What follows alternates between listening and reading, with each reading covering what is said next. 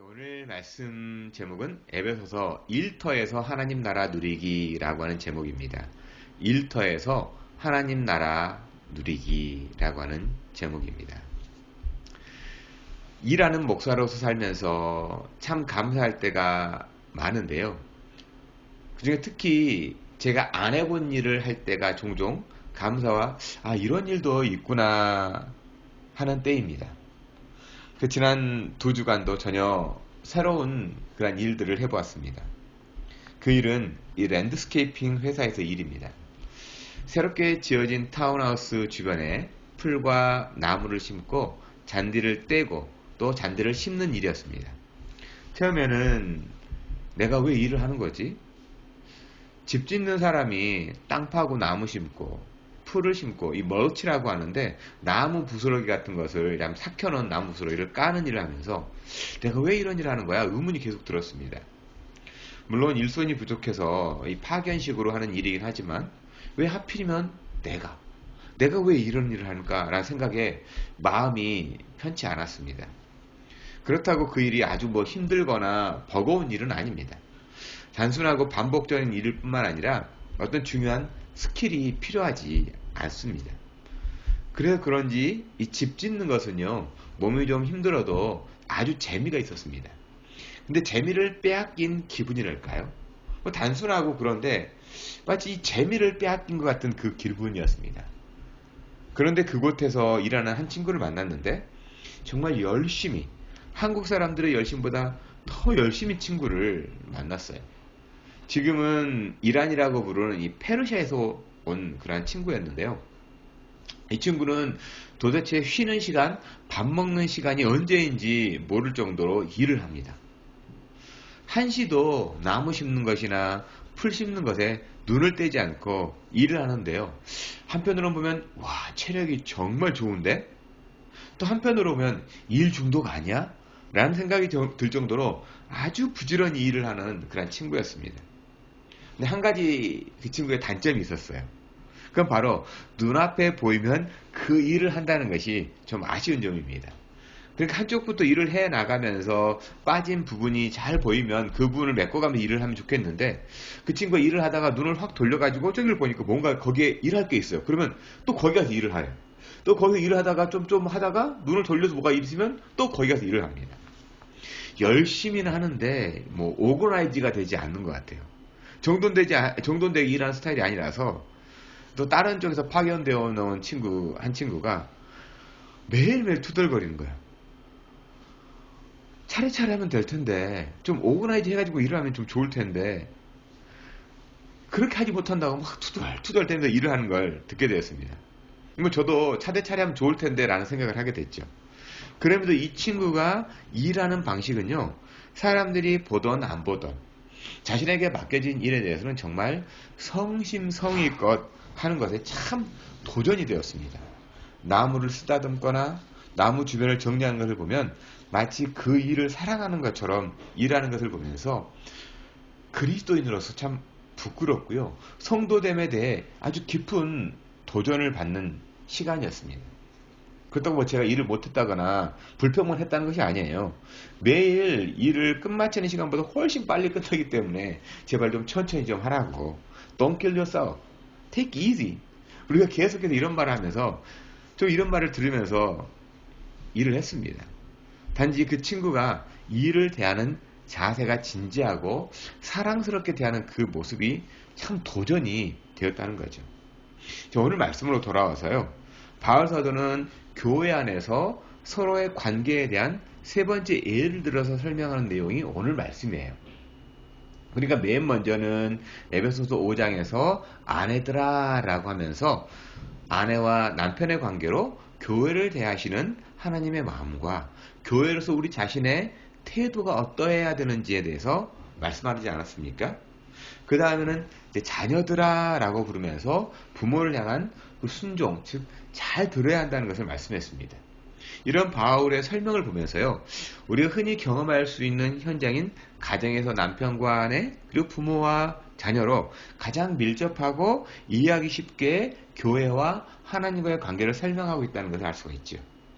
그렇다고 바울을 통해서 말씀하시는 성령님께서요, 이러한 설명이 단순히 도덕적이고 윤리적인 기준을 제시하는 것이 아니라 당시 사회상뿐만 아니라 언제나 통용되는 거룩한 성도의 관계, 하나님과의 관계에 대해서 말씀합니다. 만일 이러한 관점으로 성경을 읽지 않고요, 단순히 사회 통념상의 그 윤리라든가 가정 윤리로 받아들이게 된다면 마치 이 에베소서 5장의 말씀은요, 물 없이 고구마 100개를 먹는 것보다 더 답답한 말씀으로 다가올 거예요. 아내들아, 남편에게 순종해라. 남편은 아내를 그리스도를 사랑하듯 하라. 그런 말들이 어떻게 보면 굉장히 답답하게 느껴질지도 모릅니다. 그러나 이것은 성도의 관계라는 거죠. 관계로서 받아들이게 되면 이것을 우리가 정말 거룩함을 덧입어가는, 거룩함을 배워가는, 또 거룩해져가는 그러한 말씀인 것을 우리가 알 수 있다는 거죠.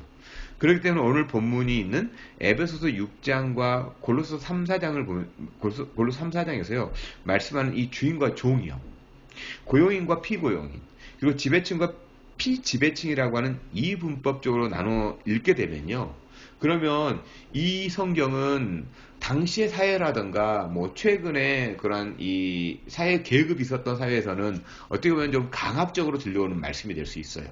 그리고 또한 현재 사회에서는 고용인과 피고용인 입장이 많이 있잖아요. 그러니까 이 피고용인 입장에서 우리가 일을 하는 그러한 어떻게 좀 자발적이지 못하고 조금은 좀 억압받는 이렇게 인격적인 부분을 대우받지 못하는 그런 말씀으로도 읽혀질 수 있습니다. 그래서 이 성경 이 부분을 빼야 한다고 주장하는 이 남아메리카에서 시작한 이 해방신학이라든가 또한 노예제도로 많은 어려움을 겪었던 그 흑인 신학자들의 이 트라우마도 이해할 수 있는 겁니다. 그렇기 때문에 이 부분을 해석할 때는요, 그런 식으로 해석을 하게 되면 안 된다는 거죠. 이 주종의 관계에 대한 이 분명한 이해와 성경의 본질이 무엇인지 분별할 필요가 있다는 거예요. 주와 종, 그리고 이걸 설명하고 있는 이 성경의 본질이 무엇인가에 대해서, 또 교회와 하나님의 관계를 설명하기 위해서 이걸 얘기하고 있는 것이지, 우리가 사회 통념상에서 어떤 윤리라든가 어떤 도덕적 기준으로서 받아들여야 한다라는 게 아니라는 거예요. 본질이 무엇인지 이해할 필요가 있습니다. 그래서 오늘 말씀을 잘 묵상하게 되면 주인과 종, 상전과 하인으로 바라보는 관점이 아니라 나 자신이 하나님 나라의 백성으로서 하나님 나라의 삶을 어떤 자세로 살 것인가 하는 세계관의 관점으로 읽어내야 한다는 겁니다. 그러니까 나의 세계관이요, 내가 세상을 바라보는, 이 세상을 하나님께서 다스리고 이 세상이 하나님의 나라의 관점으로서 바라보는 하나의 세계관으로서 읽어내야 하지, 사람들을 다스리고 사람들을 조종하고 사람들을 이 말로 억압하기 위해서 주신 말씀이 아니다라는 겁니다. 그래야만 세상 안에서 하나님의 음성을 듣는 귀가 열리고요, 삶을 살아내는 힘을 얻을 수가 있습니다. 나 자신이 한 남편으로 혹은 아내로서, 자식으로서, 또한 종으로서 이 세상 속의 삶을 살아가지만 나를 비관하거나 신세한탄을 하면서 살아가는 순간순간이 아니라 가정에서 아내를 그리스도를 대하듯, 또한 남편을 주님을 대하듯, 눈에 보이는 부모님께 순종하고 공경하듯 하나님 아버지께 순종하고 경외하는 것이 무엇인지를 조금이나마 깨닫게 되지 않을까. 그러기 위해서 이 말씀이 우리에게 이해하기 쉽게 하기 위해서 사도 바울이 그러한 우리에게 이해를 돕기 위해서 해주는 말씀이라는 겁니다. 이걸 단지 동양의 이렇게 사삼계에 나오는 또 이렇게 삼강오륜의 덕목으로서 그러한 인간이 지켜야 할 도리적인 차원을 말하는 걸 넘어서서 하나님 나라의 백성으로서의 삶을 말하고 있다는 겁니다. 그런 의미에서 오늘 말씀은 세상 안에서 만날 수밖에 없는 힘 있는 자들이나 상전을 어떻게 대함으로 하나님의 나라를 살아낼 수 있는지 함께 좀 살펴보기 원하는 겁니다. 그러면서 오늘 먼저 5절을 한번 같이 읽어보도록 할까요? 5절. 자, 종들아 두려워하고 떨며 성실한 마음으로 육체의 상전에게 순종하기를 그리스도께 하듯 하라. 이거 보면 종들아라고 할 때 이 종이라고 번역되어 있지만 노예에 해당하는 단어이 놀로 쓰인 것을 보면요, 노예들에게 있어서 주인은 당연히 두렵고 떨리는 존재이죠. 제가 이게 레이버와 좀 이렇게 슬레이버에 대해서 고민하고 있다라고 페이스북에도 어떤 친구에게 이렇게 얘기했는데, 레이버와 슬레이버, 레이버는 돈을 받고 일하는 사람이고 슬레이버는 돈을 안 받고 일하는 사람이다라고 이렇게 해석하는 사람도 있더라고요. 이렇게 얘기를 해주더라고요. 물론 그럴 수도 있겠더라 생각이 듭니다. 이 노예, 이 종이라고 하는 걸 보면서 주인을 얼마나 두렵고 떨리겠어요. 뭐 요즘이야 집에서 키우는 반려동물까지 얼마나 대우를 받는지 모릅니다. 우리 집에도 고양이가 벌써 2마리가 생겼는데, 예, 이 녀석들이 얼마나 대우를 받는지 몰라요. 이 성경이 쓰이던 그런 당시의 사회에서는요, 종은 말을 알아듣는 짐승 취급을 받던 때입니다. 그러니까 주인의 말 한마디에 가족을 떠나서 생이별을 당할 수밖에 없는, 또한 죽을 수 있는 그런 상황이라 두려워하고 떨며 지내는 것은 당연하죠. 주인 앞에서요. 물론 성경에서 두려워하는 것에 대해서 긍정적 혹은 부정적으로 사용되고 있다는 걸 우리가 읽을 수가 있습니다. 뭐 예를 들어 세상의 주관자라든가 사단 권세에 있어서 아무리 무섭고 맹렬할지라도 두렵고 떨라고 말씀할까요? 성경은 떨지 말라고 말씀합니다. 두렵고 떨지 말라고 말합니다. 하지만 하나님을 향해서 인간은 두려워 떨어야 한다라고 말씀합니다. 이것을 아주 선명하게 들려주는 대목이 마태복음 10장 28절, 몸은 죽여도 영혼은 능히 죽이지 못하는 자들을 두려워하지 말고 오직 몸과 영혼을 능히 지옥에 멸하실 수 있는 일을 두려워하라. 하나님 백성으로서 진짜 두려워해야 할 대상이 누군지를 분명히 하라는 말씀이 있죠.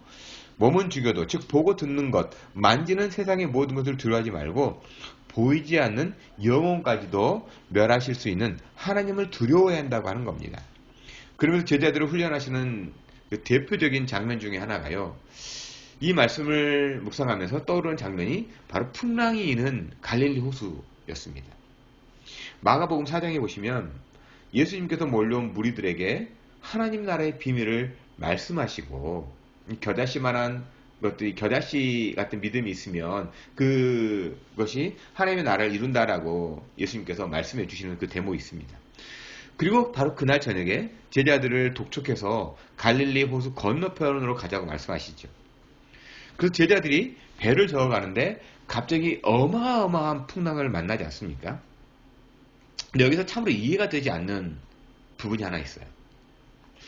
예수님이 타신 배인데 풍랑을, 그것도 대부분 갈릴리에서 잔뼈가 굵은 사람들이잖아요. 웬만한 풍랑은 다 겪어봤을 사람들인데 이번에는 견딜 수 없을 만큼 대단한 풍랑이 일어났다는 거예요.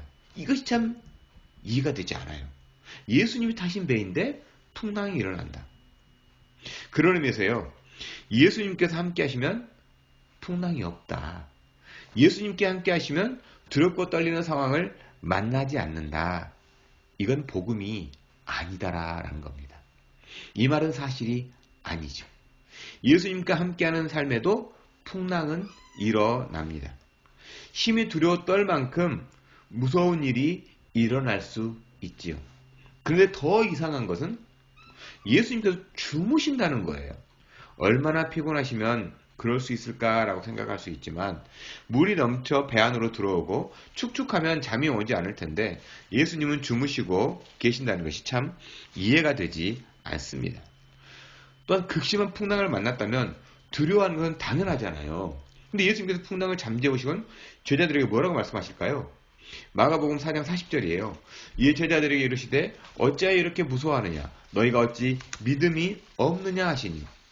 왜 그렇게 무서워하냐고 말씀하시면서 너희가 어찌 그렇게 믿음이 없느냐라고 책망을 하십니다. 그런데 이것이 과연 책망 들을 만한 일일까요? 지금까지 만나보지도 못한 그 어마어마한 풍랑 앞에서 두려워 떨고 있는 제자들이 책망을 들어야 하는 대목이냐는 겁니다. 그래서 이 대목만 읽으면 앞에 깜깜한 풍랑을 만나서 두려워하는 그 사람들이 참 믿음이 없는 사람들처럼, 그리고 또한 그것마저도 허락하지 않는 이 부정한 예수님처럼 보이지 않겠습니까? 근데 잠깐 생각해보면요, 이 사건 앞에 예수님은 하나님 나라에 대한 비유를, 겨자씨를 들어 설명하는 말씀이 있습니다. 겨자씨만한 믿음이 있으면 그곳에 하나님의 나라가 임한다고 말씀하신 지 진짜 얼마 되지 않는 때예요. 몇 시간 되지도 않았습니다. 그러니까 제자들은 예수의 말씀을 믿지 못하고 자신들이 살아오면서 경험했던 것들을 더욱 의지했다라는 걸 알 수 있는 거 아닙니까? 예수님은 무엇을 제자들에게 그러면 가르치고 싶었을까요? 두려움의 대상을 분별하고 분명히 하라는 것 아닐까요? 그래서 오늘 본문인 에베소서 6장 5절에서 상전을 대하는 데 있어서 핵심은요. 종은 주인을 향해서 두려워 떨어야 한다의 방점을 두고 해석하기보다 그리스도께 하듯이라는 겁니다. 그리스도께 하듯. 그렇다면 그리스도를 향한 그리스도인의 태도는 뭘까? 성실한 마음이라는 겁니다. 단지 두려움을 떨며 주인을 섬기는 종이 아니라 성실한 마음으로 주인의 말에 귀를 기울이는 순종을 하라는 거예요. 성실한 마음으로라고 할 때 그러면 성실하다는 게 뭘까요? 어떤 의미입니까? 성실하다. 여러분 성실하다 그러면 어떤 그러한 이미지가 떠오릅니까? 원어로 보니까 성실한이라는 뜻이 이 아프로테티라는 말입니다. 이 말은 singleness, simplicity 그러니까 하나의 혹은 단순한이라는 뜻이에요. 성실한 마음은 단순한 마음이에요. 일명 일편단심이라는 거죠. 그러니까 마음을 여기 갔다 저기 갔다 두 마음을 가지고 세상에 한 다리 또 하나님 나라에 한 다리 걸쳐서 일하는 것도 아니고요. 또한 물질에 한 다리 또 이렇게 믿음의 한 다리를 걸치는 게 아니라 하나에다가 집중해서 삶을 살아가는 것. 이것이 바로 성실하다라는 겁니다. 자기가 자신의 맡겨진 일에 대해 사람이 보건 안 보건 그 일에 집중하는 것을 성실한 마음이다라는 거예요. 이처럼 자신에게 맡겨진 일을 감당할 때, 그 맡겨진 일을 감당할 때요, 6절, 7절 말씀이 이해가 됩니다. 보시면, 눈가림만 하여 사람을 기쁘게 하는 것처럼 하지 말고, 그리스도의 동들처럼 마음으로 하나님의 뜻을 행하고, 기쁜 마음으로 섬기기를 죽게 하듯 하고, 사람들에게 하듯 하지 말라라는 거죠. 이 말씀에서 다시 한번 일을 대하는 제 자신의 태도에 대해 그 찔림과 도전을 받게 됩니다. 그 성실함에 대한 도전인 거예요. 사람들 눈에 그럴듯하게 보이는 눈가림하듯 일하는 태도가 아니라 속까지도 견실하게 하는 태도이죠. 제가 일하는 곳이 새롭게 집을 짓는 현장이다 보니까 터를 닦을 때부터 완공될 때까지 모든 과정을 다 볼 수가 있습니다. 그 집을 지어갈 때 어떤 집은요 겉으로 보기엔 굉장히 좋아 보이지만 벽을 하나 뜯어보면 아니 엉망인 집도 많이 있습니다. 이런 집을 만날 때면 보통 집을 짓는 곳이 요즘에 보니까 100만 불 이상짜리 집이더라고요. 이 집을 지어달라는 주인이 여기를 보면 참 속상하겠다라는 마음이 듭니다. 여러분 같으면 그 큰 돈을 주고 집을 사는데 거칠에만 잘된 집을 사고 싶겠습니까? 겉 모양만 그냥 그럴듯하게 보이는 집을 사고 싶겠습니까? 그러면서요, 우리 주님께서 우리를 자신의 목숨값을 주고 사는데 내 자신이 겉으로는 목사네 하지만 속으로는 썩어 문드러질 죄 덩어리는 아닌지 생각하니까 목이 콱 메이더라고요. 정말이지 무익한 종, 악하고 게으른 종임을 고백하지 않을 수 없어요. 제가 뭐 겉모습만 이렇게 거칠에만 번듯하게 하고 속은 썩어져 문드러져 가고 있는 제 자신을 보면 예수님께서 값을 주고 산 거잖아요. 무한한 값을 주고 나를 사셨는데 내가 정말 쓸모없는 그러한 인간은 아닌가 돌아보지 않을 수 없다는 거예요. 그 부분에서 목이 콱 메어옵니다. 집은요 벽만 뜯어보면 속이 어떤지 금방 알 수 있지만 제 자신은 겹겹이 쌓인 그 가면으로 엉망인 제 속이 들키지 않았을 뿐이지 냄새나고 더러운 존재임을 인정하지 않을 수가 없어요. 그 이 사망의 몸에서 누가 나를 건져내라는 이 바울사의 탄식이 저절로 나옵니다. 이제는 형편없는 나를 생명의 성령의 법이 죄와 사망의 법에서 나를 해방하셨다는 이 로마서 8장 2절 말씀이 다시 나를 삶의 현장으로 나아가게 합니다. 아직은 온전하지 못하지만 이미 십자가에서 나의 연약함에 대해서 값을 치르신 우리 주님은 온전해질 저와 여러분이 이미 알고 계시기 때문에 그런 거예요. 그래서 종종 이런 생각을 해봐요. 예수님께서 찾아와서 나를 만나주신 후에 왜 이 땅에 두신 것일까? 빨리 데려가시면 죄를 짓지도 않고 좋겠다는 생각 말이죠. 날 좀 빨리 데려가셨으면 더 많은 죄 안 짓고 빨리 데려가셨으면 얼마나 좋을까? 속이 더 썩어 문드러져가기 전에 빨리 데려가시면 얼마나 좋을까? 근데 성경의 말씀을 읽고 묵상을 할수록 이 땅에서 하나님의 나라를 누리고 살아내지 못한다면, 하나님 나라의 비밀을 깨닫지 못한다면 과연 하나님의 나라가 우리 가운데 임했을 때 정말 감사하고 감격, 그리고 그 삶을 살아낼 수 있을까에 대한 또 한 번의 반문을 또 한번 해봅니다. 왜 빨리 데려가지 않을까? 그러면 하나님의 나라가 임했을 때 너는 그 하나님의 나라에 그 합당한 삶을 살아낼 수 있을 것 같아? 라는 질문을 다시 한번 반문하게 됩니다. 기쁜 마음으로 사람을 섬기지도 못하면서 어떻게 그 사람을 만드시고 부르신 하나님을 섬길 수가 있겠으며, 그러면서 내가 좋아하지도 않는 사람을 어떻게 기쁜 마음으로 섬기지? 라는 의문을 갖게 되는 거예요. 기쁜 마음으로 하라는데 그러니까 좋아하지도 않는 그 사람을 내가 어떻게 섬길 수 있어? 라는 의문을 갖게 되는 거예요. 그러면 이래가 제가 던지는 이 질문 가운데요. 내가 던진 이 질문. 기쁜 마음으로 사람을 섬기지도 못하면서 그 사람을 만드시고 부르신 하나님을 섬길 수가 있을까? 내가 좋아하지도 않는 사람을 어떻게 기쁜 마음으로 섬길 수 있지?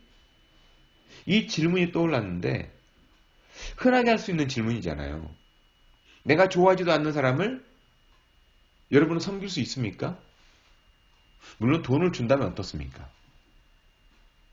그 사람이 나를 돈을 준다면 그렇다면 이것이 성실한 마음으로 겉과 속이 같은 마음으로 섬기는 걸까요? 성실한 마음이냐는 거예요. 이게 하나의 마음, 단순한 마음으로 섬기는 걸까요? 그런데 제가 하는 질문에 한 가지 오류가 있습니다. 제가 던진 질문이에요. 내가 좋아하지 않는 사람을 섬길 수 있을까라는 이 질문에 오류가 있어요. 바로 좋아하지 않는 사람이라는 거예요. 종들이 억지로라도 상대를 섬기는 것이 의무이죠. 물론 의무를 다할 수는 있습니다. 그렇다면 그 의무를 행하는 동안 그 일은 어쩌면 참으로 고되고 역겨운 일이 될 겁니다. 그렇다면 내게 주어진 일이 힘겨운 일이 아니라 7절의 말씀처럼 어떻게 하면 기쁜 마음으로 섬길 수가 있냐는 거예요. 죽어도 싫은 사람을 나는 지금 주님을 위해서 일하는 거야 라는 이 마인드 컨트롤 혹은 그런 마음을 먹는다고 그 일이 기쁜 일이 될 수 있습니까? 저 사람과 함께 있는 것 자체가 싫은데, 저 사람과 정말 함께 있는 것 자체도 숨막혀 답답한데, 그래 내가 주님을 섬기는 마음으로 섬긴다. 그런 마음을 갖는다고 해서 마음이 가져집니까? 말씀을 시작하면서요, 지난 2주간 만났던 친구에 대해서 말씀드렸잖아요. 그 친구가 일하는 모습을 보면 정돈되지 않고 눈에 먼저 보이는 대로 일하는 것처럼 보이지만 그 친구가 일하고 있는 그 모습을 보면 얼마나 그 일을 사랑하는지, 그리고 그 일이 얼마나 그를 즐기는지를 알 수가 있었습니다. 그러니까 자신에게 맡겨진 정원을 만드는 일을 대하는 그 친구의 모습이 사람들에게 보이기 위해서 일하는 것이 아니에요. 내가 좋아하는 사람이든 내가 좋아하지 않는 사람이든 그 사람과 무관하다는 거야. 그 일을 하는 데 있어서. 얼마의 돈을 벌기 위해서 어쩔 수 없이 하는 그런 일도 아니에요. 그 사람은 그 일이 정말 즐거운 거예요. 그 일이 즐거운 거예요. 그 일이 즐겁게 보였다는 겁니다. 그래서 그제 그 금요일 그 친구를 보면서 저는 돈을 벌기 위해서 시간과 노동력을 팔았다면 그 친구는 자신의 기쁨을 위해 시간을 사용하고 있구나라는 생각을 하면서 정말 부끄러운 제 죄를 또 한 번 발견하게 된 겁니다. 남편이 아내가 참 싫어요. 우리 애들이 자라면서 내에게 너무너무 힘들게 해요. 그래서 저 인간 미워서 내가 밥도 안 해주고 빨래도 안 해주고 아내로서 내가 저 아내 보기 싫어서 내가 정말 돈도 안 벌고, 그 사람이잖아요. 그 기쁨이 뭐 어디 있어요? 저는 기쁨이 없잖아요. 그런데요, 여기에서 기쁨을 찾을 수 있는 건 그 일에 기쁨을 찾는 거예요. 일에. 밥을 하는 즐거움이요. 그걸 먹고 그건 상관없어요. 그건 그 다음인 거예요. 내가 상관할 바가 아니에요. 내 영역이 아닌 거예요. 빨래를 하는 것 내 영역이 아니고 나는 그 빨래하고 있는 그 순간인 거예요. 그것이 즐거운 거예요. 그게 바로 기쁜 마음이라는 거예요. 그게 성실함이라는 거죠. 내가 일하는 거예요. 가정을 위해서 뭐 일을 한다, 뭐 아내를 위해서 일한다, 그게 아니에요. 그 일이 즐거워서 하는 거예요. 그러면 그 일하는 시간이 내가 사용하고 있는 거지 허비하는 게 아니더라는 거예요. 내가 아무리 많은 돈을 벌고요, 아무리 맛있는 음식을 만들고요, 내가 아무리 집안을 아무리 아름답게 꾸민다고 할지라도 그것이 사람을 위해서 한다라고 하면 그것은 허비할 수 있는 일이에요.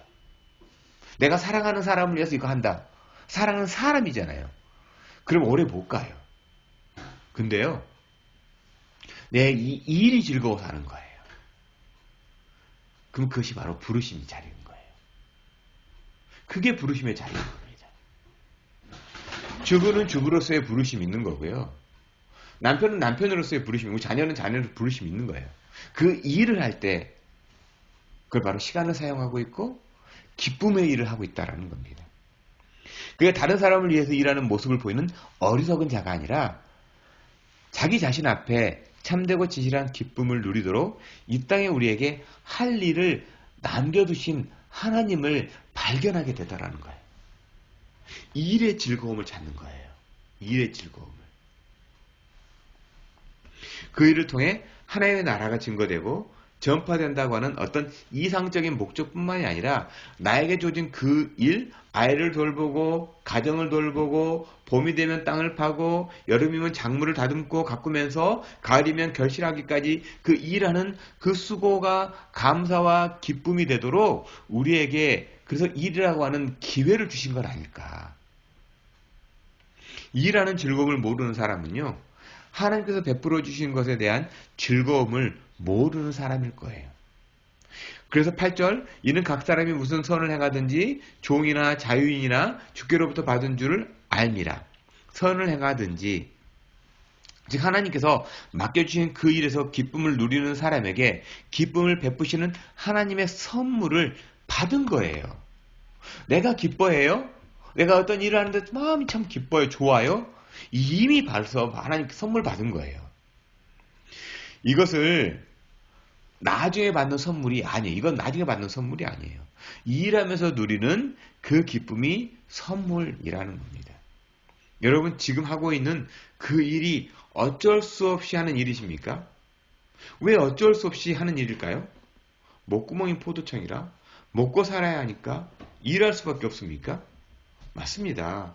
먹고 살아야 하니까 어쩔 수 없이 일을 하죠. 그런데 그 일을 대하는 태도가 어쩔 수 없는 태도라면 나를 고용한 그 사람도 나를 어쩔 수 없이 고용했을까요? 나를 필요로 해서 고용하지 않았을까요? 신앙생활 어쩔 수 없이 혹시 죽으면 천국 못 가니까 어떻게 하지 하는 마음으로 교회 얼굴 보이고 성경을 읽고 찬송 부르라고 예수님은 십자가에서 값을 치르면서까지 나를 구원하시고 복음을 전하라고 하신 걸까요? 마치 교회 안 나오면 예수 안 믿어? 그러면 지옥 가는 거야 라고 하는 협박이 전도라고 하는 거룩한 일일까요? 지난주가 만났던 친구를 보면서 내가 왜 이 일을 해야 하는지 나와 무관한 일인데 하는 마음이 일하는 즐거움을 직접 보게 되는 선물을 받은 것 같아요. 그치의 손끝이 너무너무나도 부럽더라고요. 그 친구의 그 일하는 모습이 너무나도 뭐랄까 이렇게 감동이 되더라고요. 그 친구의 손끝에서 그 나무와 잔디를 대하는 그 태도에서 일한다는 것이 무엇인지를 조금이나마 배우는 귀한 은혜의 시간이었어요. 어쩌면 그 친구를 고용한 사람은요, 그 친구의 즐거움을 필요로 했던 것이 아닐까. 그리고 그 친구는 시간을 때우거나 허비하는 것이 아니라 기쁨과 즐거움으로 바꾸는 그러한 매일이 아닐까. 그러면서요, 노동자의 권리는 기쁜 마음 누리게 아닐까라는 생각을 해봤습니다. 노동자의 권리는 기쁜 마음을 누리는 것. 그래서 오늘 말씀의 제목을 노동자의 권리는 기쁜 마음입니다 라고 하려다가요, 오해할 수 있을 것 같아서 일터에서 하나님 나라 누리기로 바꿨습니다. 여러분, 우리가 살고 있는 그 자리가 일터예요. 예배 현장입니다. 억지로 어쩔 수 없이 살아가는 삶이 아니라 밥을 짓는 기쁨, 자녀를 돌보는 기쁨, 일하는 기쁨을 내 의지나 환경이 아니라 내 속에 거하시는 성령의 능력으로 누리는 하루, 한 시간, 단 몇 분이라도 되기를 저는 소망하는 거예요. 그게 바로 하나님의 선물을 받는 거거든요. 내가 하는 그 일이요, 어쩔 수 없이 하는 일이 아니라 즐거워서 하는 일이라면 그것이 바로 하나님의 선물을 받는 시간이라는 거예요. 하나님은 일하는 곳에서의 즐거움을 누리는 사람을 기뻐하시고 선하다고 칭찬하시리라고 저는 확신합니다. 그러기 위해서 우리에게 1달란트, 2달란트, 5달란트를 맡긴 거예요. 일하는 즐거움을 누려보라고요. 그걸 몇 배를 얻었다. 우리는 자꾸 몇 배, 2배를 얻었다. 거기에 방점을 두는데 그게 아니에요. 그 즐거움을 누렸다는 거예요. 이미 즐거움을 누렸다는 거예요. 여기에 하나님 나라의 비밀이 있다는 겁니다. 우리가 지배인이냐 피지배인이냐, 고용인이냐 피고용인이냐, 피고용인의 권리를 주장하기 전에 내가 정말 즐거움으로 일을 감당하고 있는가가 훨씬 더 중요한 우리 그리스도인의 신앙의 포인트라는 겁니다. 거기가 바로 하나님의 나라를 누리는 곳이기 때문입니다. 그랬을 때 착하고 충성된 종아 라고 주님은 칭찬하지 않겠습니까? 그래서 더욱더 착하고 충성된 하나님의 사람으로 한 주간도 성장하기를 주님의 이름으로 저는 간절히 소망하고 저와 여러분을 축복하고 간절히 기도합니다.